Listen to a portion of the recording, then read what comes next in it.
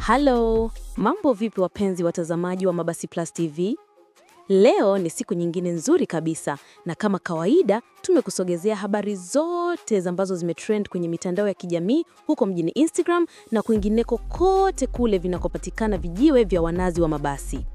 Upande wa usafirishaji, gumzo kubwa kwa sasa ni ujio wa kampuni ya New Best Line. Ingawa tunaweza kusema si wageni sana kwenye tasnia hii kwa hapa kanda ya Ziwa, lakini safari hii wamekuja kivingine kabisa. Ujio wa mabasi mapya ya kisasa aina ya Mega yanayotengenezwa na kampuni ya mabasi ya Zongtong Bus huko China.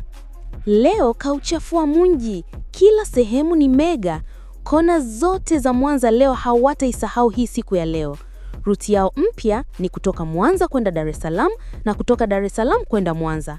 Na muda wa ratiba yao ni kwamba kwa siku wanatoa mabasi mawili, moja saa 7 kamili mchana na basi lingine saa 12 jioni. Jambo ambalo limezua msimko mkubwa kwenye mitandao, hasa kwenye magrupu ya WhatsApp ya mashabiki wa mabasi, ni jinsi kampuni hii kuwa na Mega nyingi na inakuwa kampuni ya kwanza hapa kanda ya Ziwa kuwa na mabasi mengi aina ya Mega aka Ndizi Mzuzu.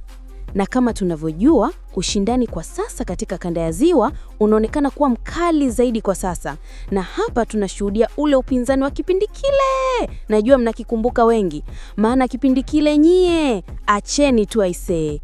Kwa sasa kanda ya Ziwa tumepata mabasi ya saa 7 mchana ni pamoja na Ali Star Bus, Happy Nation, Katarama Luxury Bus, God First, Chakabi Luxury, Summer Luxury Bus na New Best Line akiwepo pia.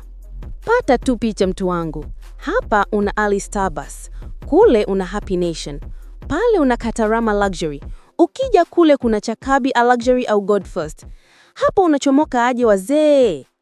Huu ujio mpya wa New Best Line bila shaka unaleta upepo mpya kwenye sekta ya usafirishaji. Na sisi hapa Mabasi TV Plus tutaendelea kukuletea taarifa zote za kina kuhusu mabadiliko haya mapya. Je, una maoni gani juu ya ujio huu mpya wa New Best Line? Na kuomba usisahau kusubscribe channel yetu pendwa ya Mabasi Plus TV.